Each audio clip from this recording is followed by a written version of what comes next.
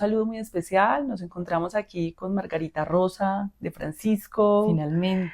Finalmente nos pudimos encontrar, Margarita, pues una mujer muy importante para este país en el mundo de la actuación, en su participación dentro de la opinión pública y muy querida por la ciudadanía colombiana. No sé si muy querida como antes, ya menos. De pronto en el X pues hay una polarización, pero el X siempre tiene polarización. Sí. Pero bueno, es que queremos conversar con Margarita sobre asuntos como la vida de las mujeres. Delicioso tema. Delicioso tema. Y sabes que me gustaría saber, Margarita, de ti, este tema de la actuación. Tú has sido quizás la actriz de este país pues que más ha recibido premios. Yo creo que has ganado todos los premios que una actriz pueda ganar en el ramo en el que tú representas. Cuéntanos cómo fue eso, cómo entraste a la actuación. Yo me sentí actriz siempre, desde chiquita. No sentía, además, que eso era una aspiración profesional. Yo sentía que yo era actriz y era histriónica todo el tiempo, tal vez porque quería mucho llamar la atención de mis padres, y eso luego se trasladó hacia querer llamar la atención de más gente, ¿no? Entonces al principio me lo tomé muy deportivamente, pero después cuando ya tuve la oportunidad de trabajar, me di cuenta de que sí era una profesión seria, porque yo no creía que lo era.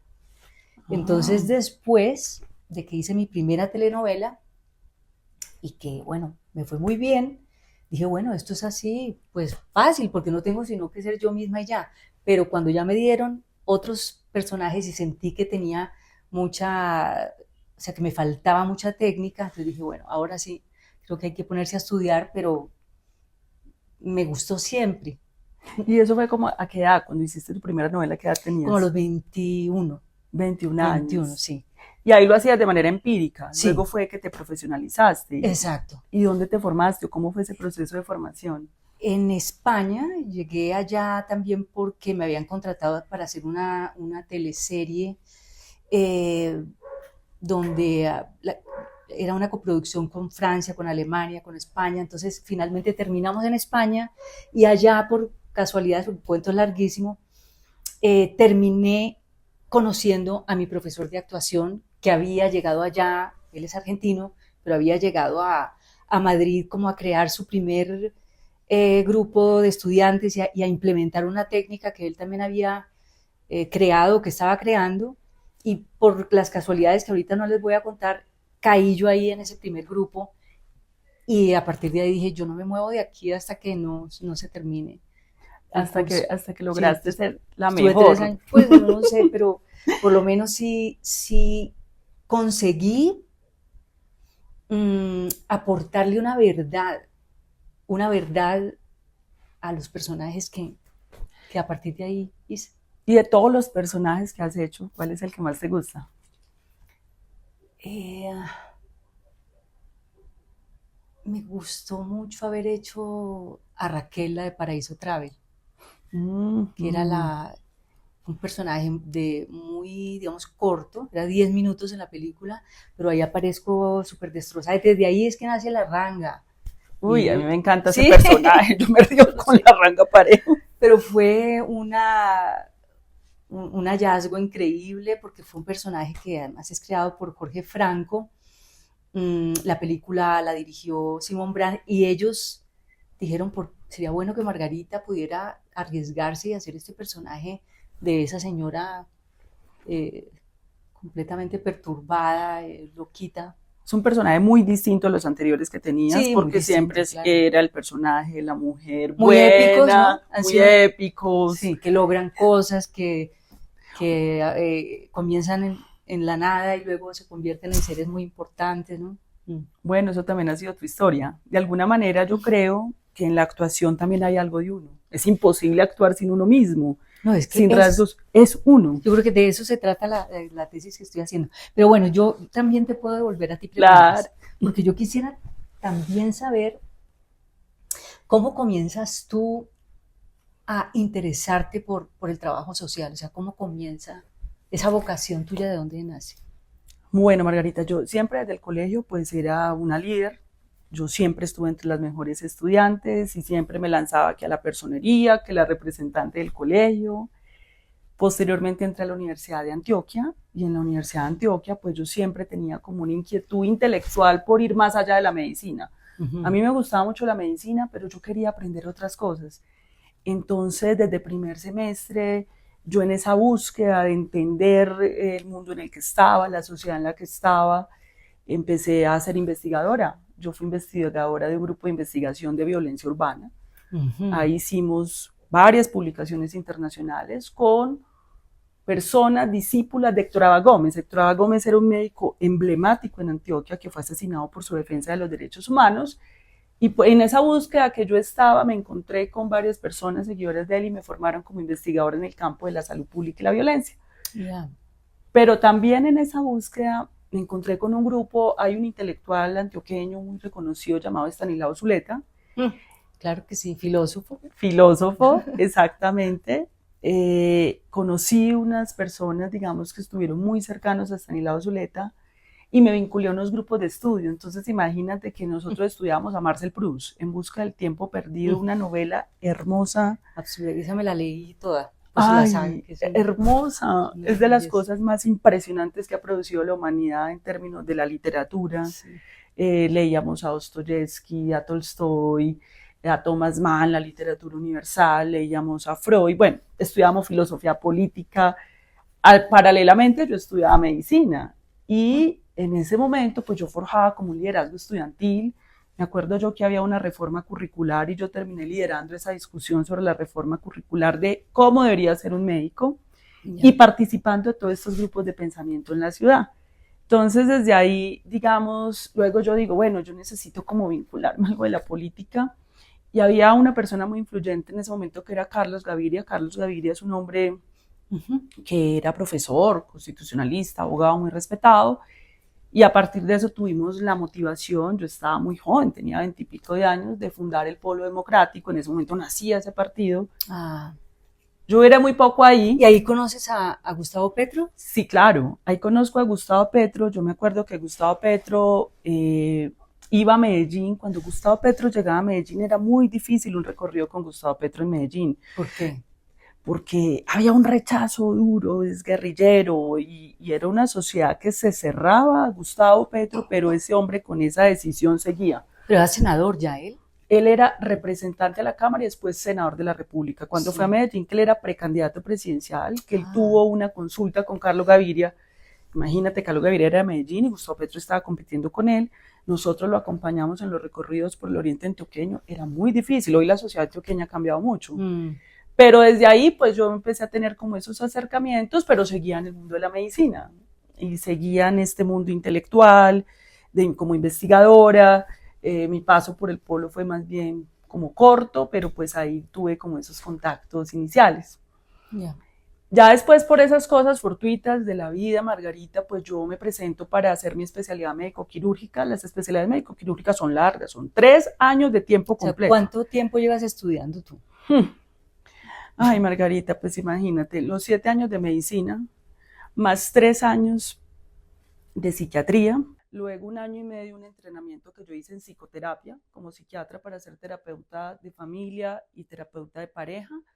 Pero pues yo también he estudiado mucho pues cosas que no son títulos, pero por ejemplo todos estos grupos de estudio, yo siempre he estado en grupos de estudio al margen de la universidad y ahí pues he forjado como un pensamiento crítico y he estado como participando también de organizaciones. Cuando llego yo a Bogotá, que entro como psiquiatra, adquiero un liderazgo en el gremio médico. Exacto, ahí ¿cómo construyes ese liderazgo en el gremio médico? Luego, imagínate que yo llego a la Universidad Nacional y lo primero que me encuentro es que no hay un hospital universitario, que no tenemos centros de práctica, nos echan de todas partes, tenemos que ir por todo Bogotá haciendo prácticas médicas y yo digo, esto es absurdo. Entonces sacan a unos médicos que estaban haciendo su práctica de medicina interna a una clínica y decidimos hacer un paro, organizamos una protesta. Esa protesta, pues yo terminé liderando esa protesta en la Universidad Nacional de Colombia y termino presidiendo una organización médica a nivel nacional. De esa protesta, ¿sabes qué salió? el Hospital Universitario de la Nacional de Colombia. Ah, bueno, qué bueno que lo sepan los colombianos, porque una de las críticas que la gente te hace mucho es que eres activista. Ahora, ¿qué es lo terrible de ser activista? No, yo creo que cuando uno está indignado uno tiene que expresarse. Sí. Yo creo que uno no puede quedarse con las injusticias, Margarita. Y yo no tengo ningún problema en expresar libremente cuando estamos en una injusticia. Mira que en eso del hospital, porque nosotros hacíamos protesta, pero hacíamos propuesta. Que es también lo que falta en la oposición aquí en este país, porque digo, que haya oposición, que haya un contrapeso, que haya contrapoder, es fantástico, a mí me parece que es necesario, pero con propuesta. Exactamente, eso es lo que no tiene la oposición aquí. Nosotros siempre que hemos planteado un desacuerdo, nosotros dijimos, no estamos de acuerdo que en la Universidad Nacional no tengamos los sitios de rotación e inmediatamente propusimos, y hoy está ahí el hospital, que es en el hospital en el que yo atiendo a mis pacientes. Es un hospital que nosotros construimos con los estudiantes, con los profesores de la Nacional, con los directivos.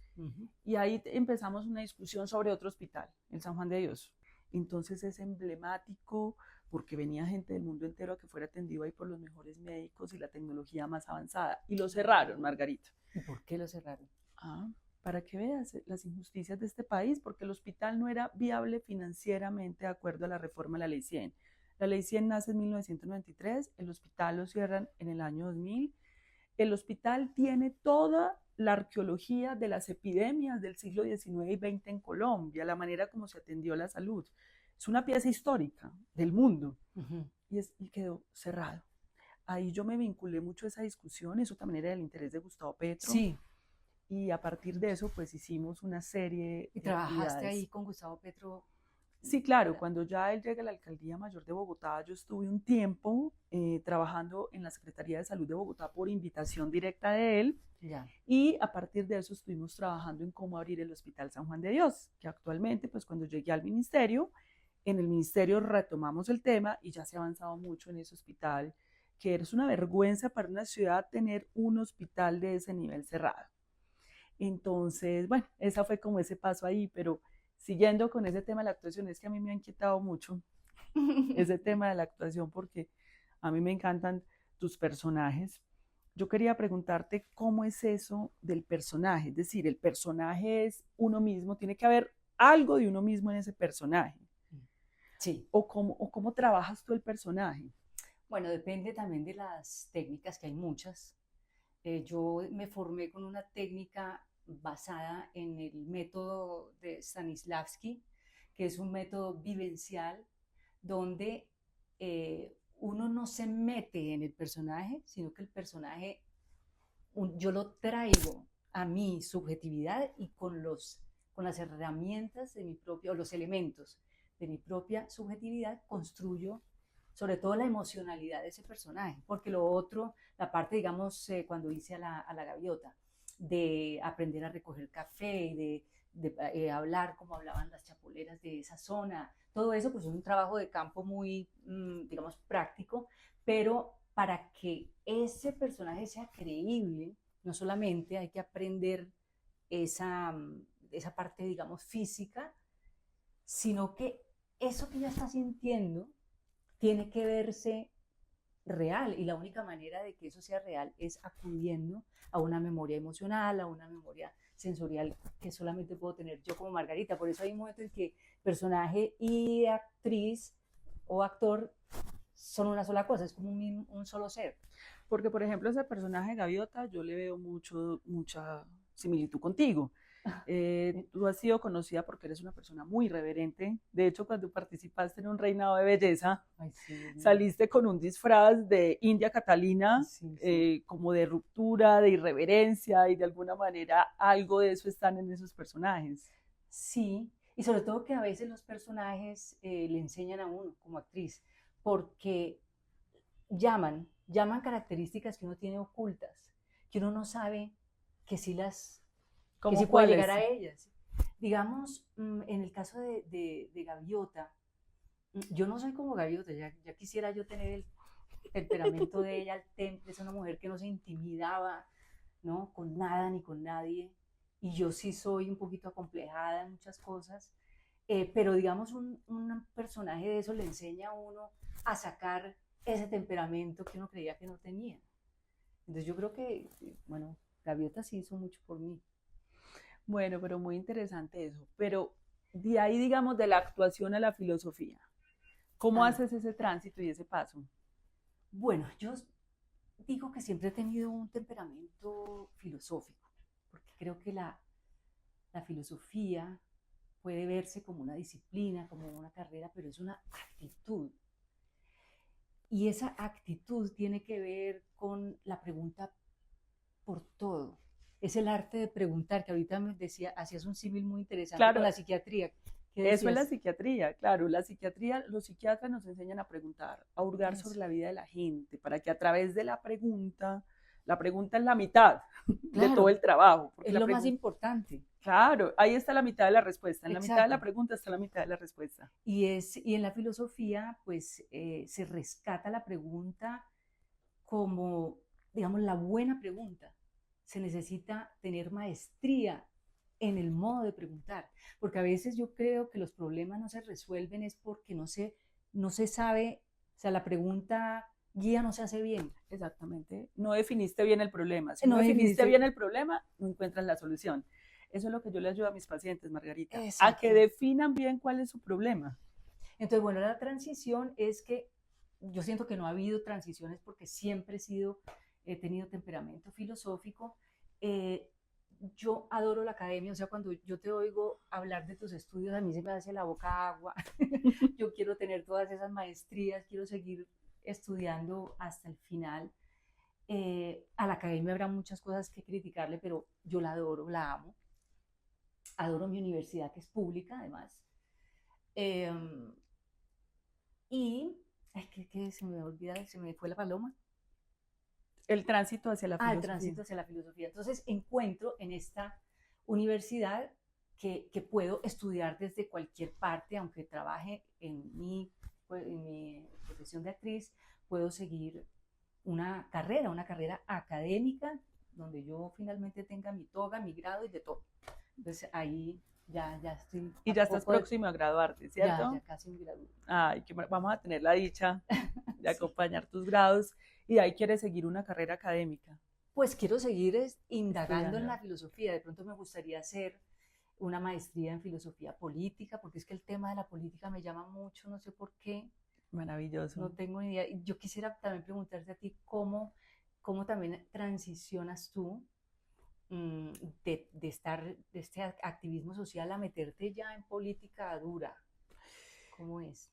Bueno, Margarita, pues en mi familia siempre ha habido, digamos, como una inquietud por lo público, por los liderazgos. Mi familia ha sido, digamos, ha asumido liderazgos sociales en muchos espacios, en la academia.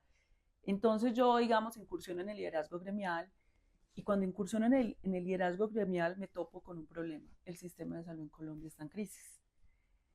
Y en ese momento, digamos que Desde siempre has estado en crisis. desde siempre, mira, Margarita, cuando yo estaba en el último año de medicina, yo viví una situación que me marcó. Yo me fui al hospital San Vicente Paul y había un bebé de unos 9 meses. Entonces yo tenía que mirarlo en la ronda médica que estábamos haciendo. Y le pregunto yo a las enfermeras, ¿dónde está la mamá de este bebé? Me dice, no, es que el bebé vino solo porque el niño lo tuvieron que mandar solito en un bus de Urabá Ay, porque la ay. familia no tiene cómo venir acá. Pero esa es la historia de muchos niños. Los mandan solitos en un bus, un bebé menor de 1 año de meses para que sea atendido en el hospital. A mí me partió el alma y ahí nació mi pregunta, ¿por qué esto tiene que ser injusto? Es decir, como que no puedo aceptar la injusticia. Entonces, si tenemos que interpelarla y protestar, lo hacemos. Así nos digan activistas, no importa. Mm, Pero ¿sabes qué aprendí después cuando llegué a Bogotá? Si tenemos una protesta y un desacuerdo, tenemos que presentar una propuesta. claro. Y hace 10 años yo me encontré, inclusive estábamos en una marcha por el derecho a la salud en Colombia y me encontré con una serie de gente que veían pues el trabajo que yo había hecho en la Nacional o de la apertura del hospital. Carolina, tenemos que sentarnos a pensar una propuesta alternativa, porque no podemos seguir simplemente diciendo esto no, podemos convocar marchas el resto de nuestras vidas. Sí. Una propuesta, y así hace 10 años empezamos a construir esa propuesta. Y ¿Cómo construimos esa propuesta? Que es muy interesante. Llamamos a lo principal de la academia, la intelectualidad y expertos, porque esto requiere conocimiento técnico profundo, revisamos sistemas de salud, 10 años, todos los miércoles de 8 a 1. Sistemas de salud del mundo. Claro, los mejores sistemas, entender bien cómo funcionaba esto en Colombia. Yo dediqué muchas horas de mi vida, muchas horas, solo porque estaba indignada y necesitaba resolver ese problema, porque además yo soy médica y yo no puedo estar viendo todos los días la injusticia sin poder hacer nada. Muchas horas de mi vida, Margarita, todos los miércoles de 8 a 1 reunida. Inclusive mi mamá me decía en un momento, usted le dedica mucho tiempo a eso. ¿Y cuál es el enlace ya con la actividad política? El enlace es que a partir de la construcción de la propuesta de reforma a la salud, que la construimos también con la gente. Ojo, esto no fue solamente un trabajo de académicos. Nosotros teníamos un articulado. Que ahora mostramos, bueno, mostrémoslo. Mostrémoslo una vez. Que estamos hablando de esta, que es la propuesta de gobierno de Gustavo Petro, según dices, y sí, que tú ayudaste a elaborar. Sí, señora. Entonces, de eso es que estás hablando ahorita. De eso estoy hablando. Entonces, ¿cómo llegamos a esto? Nosotros ya llevamos 10 años trabajando en la propuesta de salud. En esa propuesta hicimos un articulado. ¿Y qué dijimos? Esto tenemos que discutirlo con la gente. Hicimos una cumbre, ese fue en el año 2021. Convocamos a líderes sociales de todo el país, llegaron 1.500 líderes. Nos metimos 3 días a discutir articulado. ¿Y qué le dijimos a la gente? Que esto es algo que yo aprendí de la educación, que tú has pensado como filósofa. Aquí hay gente con doctorado, pero el del doctorado tiene vacíos en su saber. El líder popular que ha cuidado ese hospital tiene un saber. Sí. Y pusimos a discutir al líder popular con el profesor de salud pública, con el experto en constitucionalismo, para poder organizar esa propuesta. ¿Cuál era el estándar de la discusión? La sensatez y la argumentación. Si lo que tú propones es insensato y no tiene sustento, no se acepta. Y tienes que demostrar con argumentación. Y así fuimos puliendo, hicimos esa cumbre, hicimos todo ese evento, participaron gente de todo el país, construimos ese articulado y cerramos con un evento con los candidatos a la presidencia de la República. Eso fue el 8 de noviembre del 2021. Y ahí llegó Gustavo Petro. Muy bien. Y ahí fue donde le dijimos a Gustavo Petro, él dijo, yo me comprometo. Pero paralelo a eso, viene este trabajo, Margarita. Es que esto es lo que defendemos. Así es. Esto que hay acá. ¿De qué se tratan estos programas? Porque es que mostrémoslo. De hecho, tú estuviste ayudándonos a socializar uno de ellos. Mira, ¿cómo construimos esto? Estos son 10 propuestas para cambiar a Colombia, que hacen parte del programa de gobierno de Gustavo Petro. Yeah. ¿Cómo se construye esto? ¿Tú estuviste en todo esto? Claro, yo soy la presidenta de la Corporación Latinoamericana Sur, que fue la que coordinó y dirigió todo esto. Estábamos en la pandemia y en la pandemia nos pudimos conectar muchas personas. De hecho, ahí nos conectamos contigo porque eso facilitó que mucha gente pudiera hablar y trabajar. Y llamamos a varios investigadores, 65 investigadores, varios investigadores que están ahí.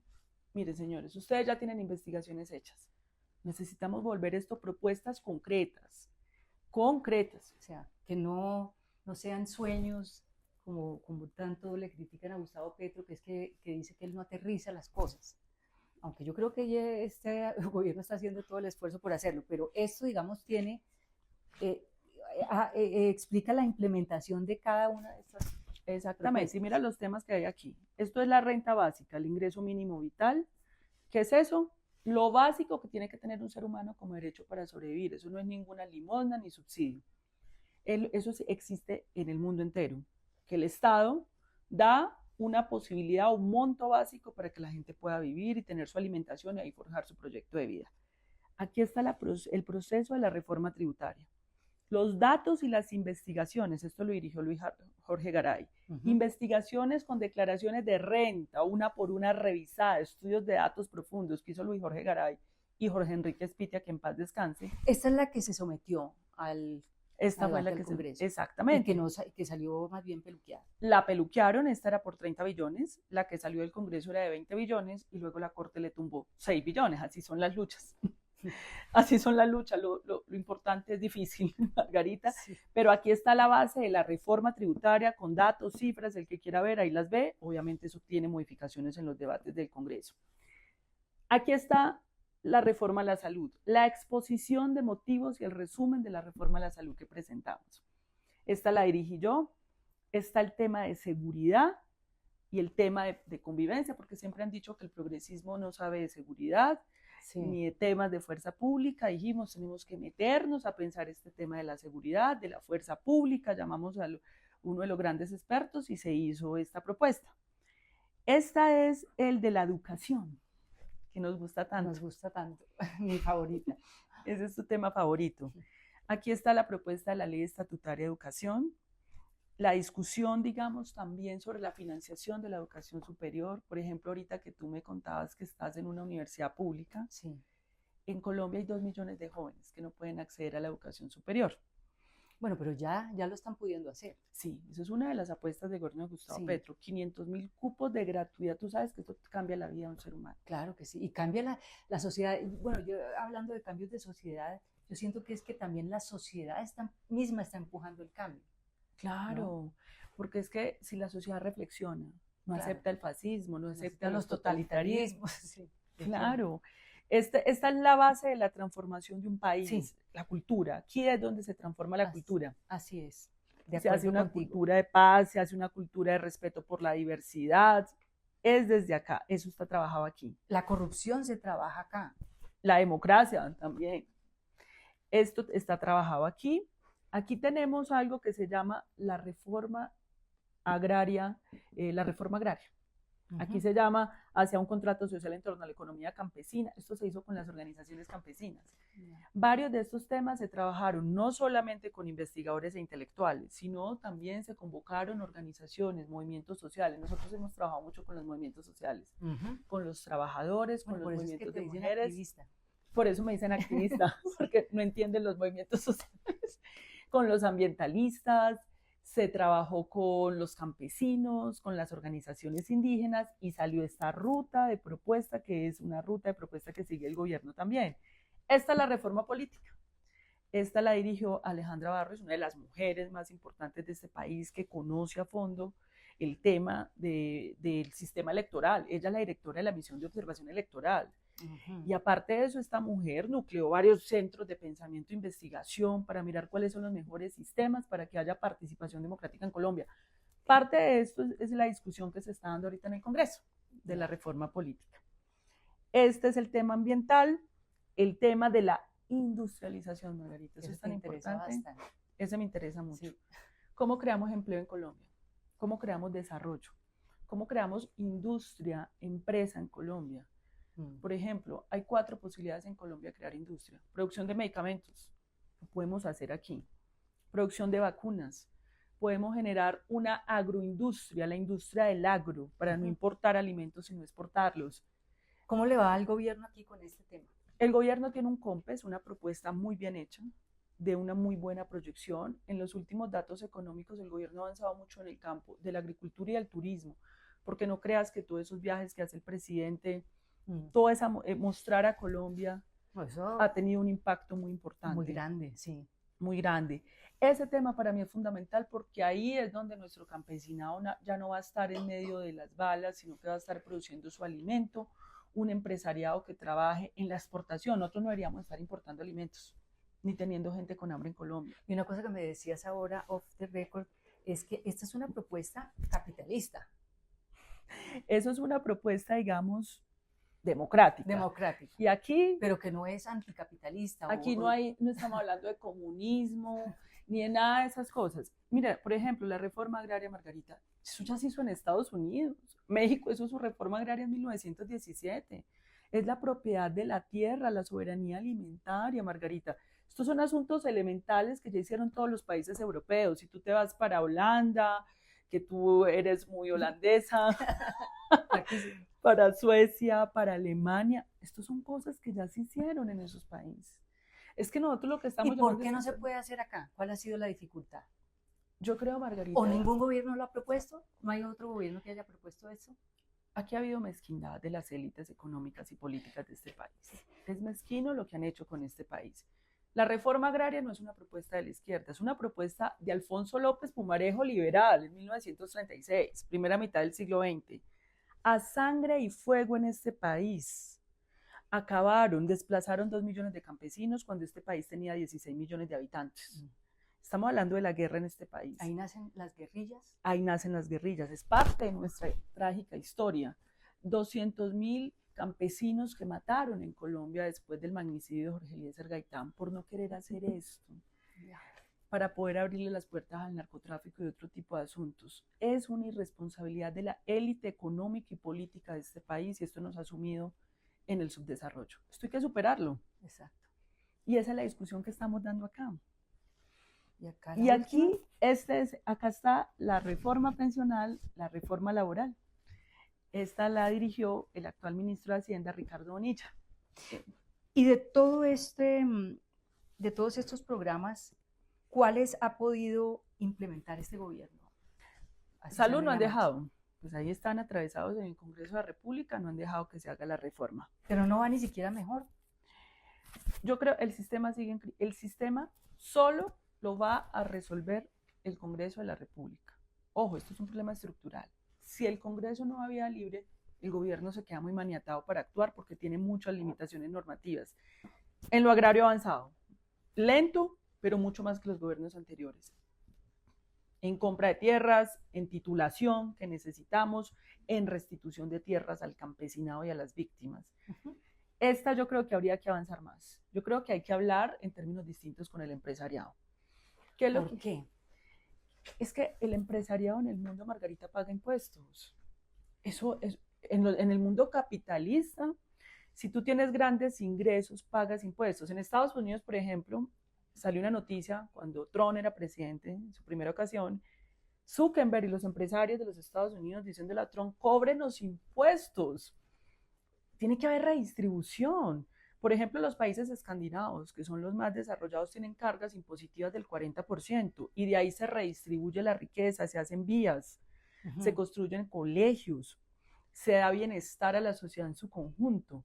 Entonces yo creo que el empresariado de este país debe entender que eso no tiene por qué empobrecerlos, no estamos en contra de la propiedad privada, pero paguen impuestos porque si hay más vías terciarias va a haber mejor comercio en Colombia. Es que sin vías terciarias, ¿qué vamos a exportar nosotros? Si hay mejor educación en Colombia y mayor desarrollo. ¿Tú sabes los chinos cómo salieron adelante? Cientos de miles de jóvenes en las mejores universidades del mundo, en una sociedad formándose. Luego se incorporan en las empresas privadas y en las empresas estatales chinas para poder producir tecnologías, exportaciones, desarrollo, empleo. Aquí hay que hacer eso, hay que convencer al empresariado de que no podemos seguir en el feudalismo, en la extracción de rentas del Estado, sino generar productividad para nuestra gente. Y si a nuestra gente le va bien a ellos también. Esa me parece a mí muy importante. La pensional se aprobó ya, esa también ya se aprobó, esperemos no la tumben en la corte. Y si no hubo que hacerle muchas ediciones. Hubo modificaciones, porque la política es un problema de la correlación de fuerzas. Sí, claro. Pero mira, Margarita, una cosa que a mí me parece inaceptable. Esa reforma permite que 3 millones de viejos y viejas reciban un bono pensional de 220.000 pesos al mes. ¿Cómo se oponen a eso? Lo tienen demandado. Está demandado por senadores de la República que ganan 40 millones de pesos. Digo, si yo fuera congresista, yo me amarraba a la pata de una mesa de esa, hacía huelga de hambre hasta que se paguen sus sueldos. No, yo no puedo entender cómo pueden decir que si se le entrega a un ser humano que trabajó, porque es que estas personas trabajaron. Aquí hay adultos mayores que trabajaron en su venta informal, que prestó un servicio a la sociedad. Hay mujeres de la tercera edad, Margarita, que trabajaron cuidando al enfermo, cuidando al niño. Eso es un trabajo. Eso, ¿quién se lo pagó por eso? Sí. Se llama la economía del cuidado. El 16% del PIB en Colombia, del PIB, que es el doble de todo el costo del sistema de salud, lo aportamos las mujeres, cuidando niños, cuidando niñas, cuidando enfermos. Y entonces ahorita la oposición de este país se opone a que les den 220.000 pesos al mes. ¿Sí entiendes? Sí, eso no tiene perdón. Por lo menos no tiene lógica. Eso. Sí, no tiene ninguna lógica. Y en todo caso, ahorita me decías una cosa, Margarita, que te habías interesado por la política. Ah, pues, ¿Y por qué te interesó la política? ay Dios, me interesa la discusión política,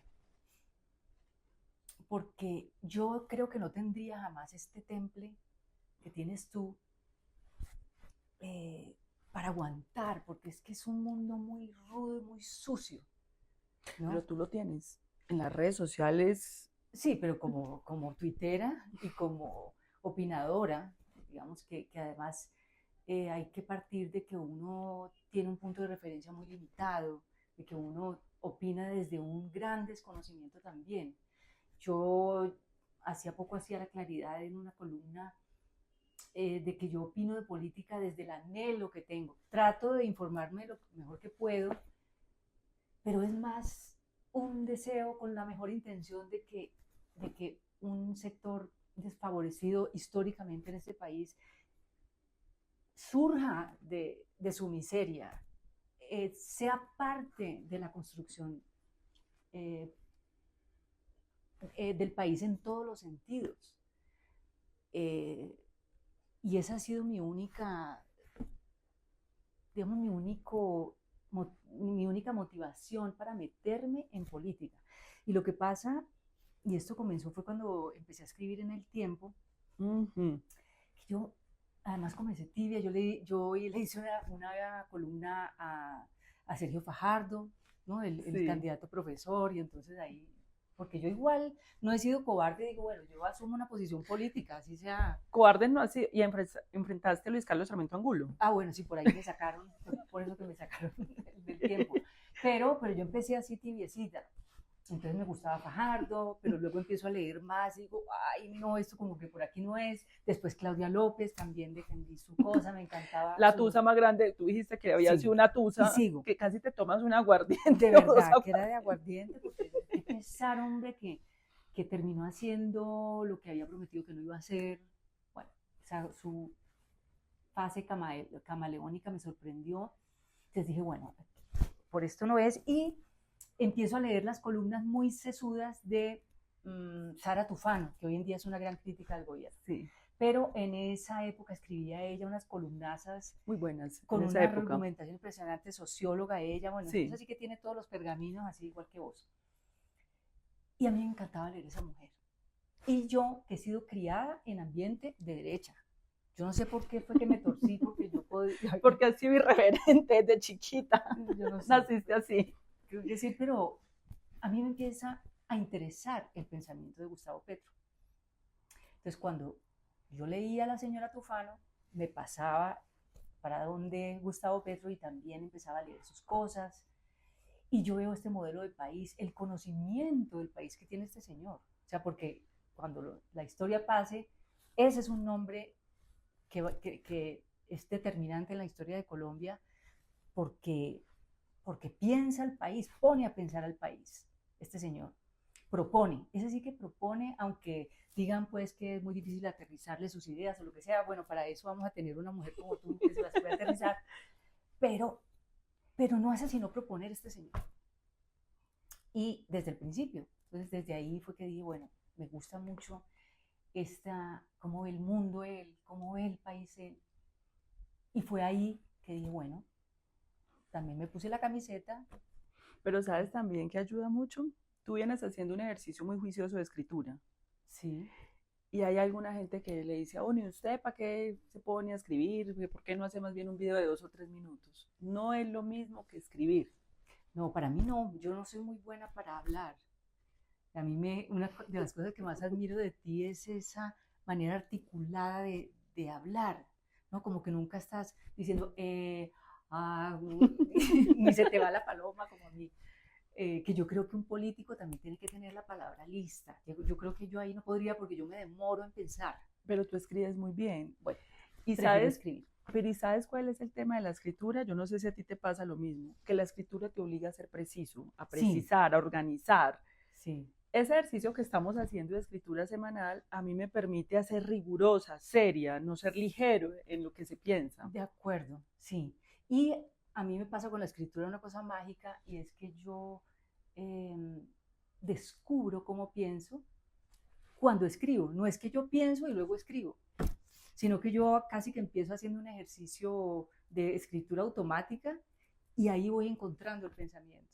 O sea, lo voy pudiendo, como dices tú, precisar. Esa es la maravilla de la escritura. Y vas siendo tú misma, la escritura y misma. ella me va jalando, ella es la que a veces termino enseñándome yo misma cosas a través de mi propia escritura, que no había pensado. Claro, la escritura es una forma de aprender. Y en la filosofía pues hay que estar escribiendo, escribiendo todo el tiempo. Entonces es delicioso. Yo estoy en mi elemento ahora, en lo de la filosofía. ¿Qué otra cosa se me escapaba de preguntarte? Ustedes luego editan esto. Así es.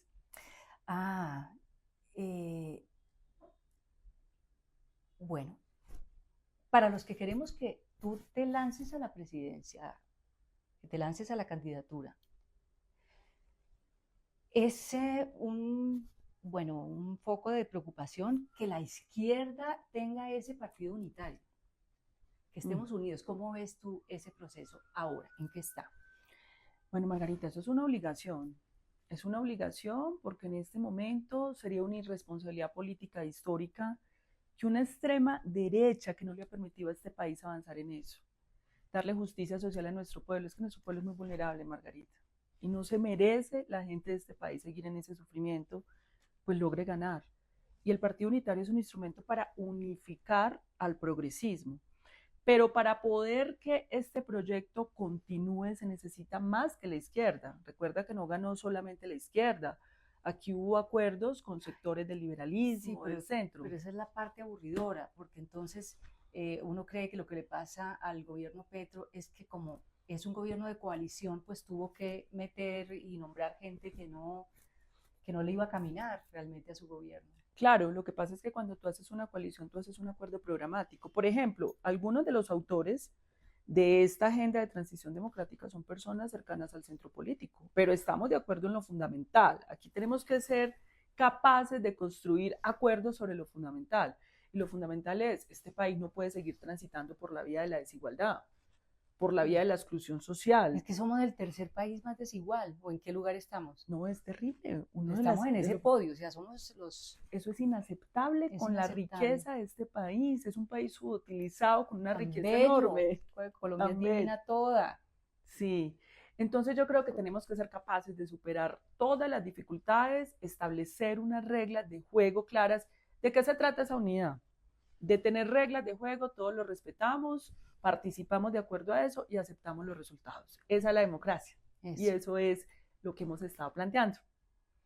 Que se metan ahí a competir, como dices tú, a voto limpio todos. Todos, y aceptamos los resultados, simplemente. Y el que quede, pues se le camina. Le camina, pero sobre el acuerdo, vamos. Como llegamos todos al acuerdo, mire, vamos a seguir reindustrializando Colombia, vamos a garantizar el derecho a la salud, vamos a sacar a la gente de la pobreza. Y sobre esa base caminamos todos. Porque también dentro de las izquierdas hay mucho codo. Ay, sí, peleas intestinas, animalistas, peleas pequeñas. Muchos egos también. Yo creo que hay que poner el país por encima, tener grandeza y concentrarnos en esto. También no ocurre el fenómeno que, digamos, congresistas del pacto histórico que nunca han visto toda esa plata junta que se ganan, se quieran quedar allí. Yo creo, Margarita, que ellos tienen que reflexionar sobre esa actitud. Ellos tienen mayores... ¿Esa actitud existe o eso lo estoy suponiendo yo? Mira, hay una postura de que las listas deben seguir siendo cerradas y que entonces quienes están ya tienen unos derechos adquiridos. Yo no estoy de acuerdo con eso. Yo creo que un senador hoy tiene más posibilidades que un líder social. ¿Por qué no va a una consulta con ese líder social? Ese líder social tiene el derecho a participar. El senador seguramente, si lo hizo bien, le irá bien y podrá ganar, pero que permitan que participe otra gente para que pueda definirse la lista. Esa es la discusión de fondo que hay ahí. A mí lo que me preocupa de las elecciones para Congreso es que donde más se mueve billetes en los territorios. Exactamente. Ahí es donde más meten. Hemos perdido el voto libre, por eso es tan importante esa reforma política que está discutiendo el Congreso, aunque entraría... Porque cuéntame un poco de eso. Imagínate que en la reforma política la financiación es pública, para que no sea la plata lo que marque la diferencia. Eso. Todos los partidos políticos tienen financiación pública. Hay un artículo muy interesante, que los transportes de ese día de las elecciones sean subvencionados por el Estado. El Estado subvenciona los Transmilenios, los transportes públicos, para que no sea el que pueda pagar buses el que gane las elecciones, sino que realmente sea una Pero eso disputa es de ideas. como de sentido común. Eso es lo que no hemos hecho en Colombia. Ahí está ese debate en el Congreso de la República. Yo no estoy de acuerdo con eso, porque es que aquí el que puede marcar la diferencia no puede ser el que tiene acceso a recursos del narcotráfico o de Odebrecht o las extorsiones y sobornos por las contrataciones públicas. Son las ideas y los programas lo que tendría que diferenciar los partidos políticos.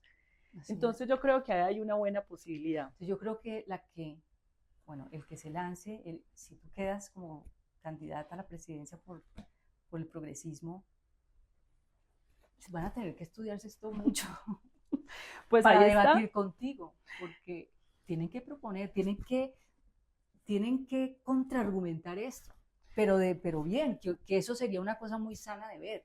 Es que queremos un debate sano, pero claro, no de chismes, de bodegas. Que esto no es un dogma, esto no es una Biblia. Es una base de discusión. Es una base, exacto.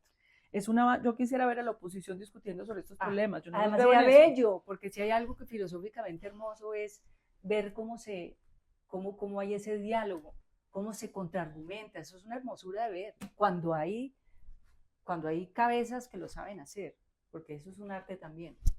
Por lo menos el progresismo deberíamos dar ejemplo de eso, de que nuestras discusiones no son personales. El hecho de que tengamos discrepancias sobre la manera como se está gestionando el Estado, cómo se ve la política, no quiere decir que hay problemas personales, que aquí todo el mundo se lo toma personal, Margarita. Eso no es la política. De la oposición sí espero menos, porque no los veo haciendo ningún planteamiento, pero ya veremos en estos 2 años qué van a decir. Sí. Pero bueno, Margarita, entonces yo te agradezco mucho esta conversación. Espero que no sea la última. Que no sea la última. Que sigamos conversando sobre nuestro país, el cual amamos profundamente. Sí. Cuando uno ama algo, uno lo quiere conocer. Y una cosa que dijo Iván Cepeda hace poco es que las luchas, no porque sean difíciles o parezcan imposibles, no hay que darlas. Hay que darla. Hay que darla. Y yo te decía ahorita, lo importante siempre es difícil. Hay un elogio de la dificultad. Hay que construir, digamos, en medio de la dificultad, el esfuerzo. Entonces, bueno, hay que seguir para adelante haciendo lo que hay que hacer. Nos corresponde hacer lo que hay que hacer todos los días. Sí, señora. Bueno. Ay, linda. Querida, gracias.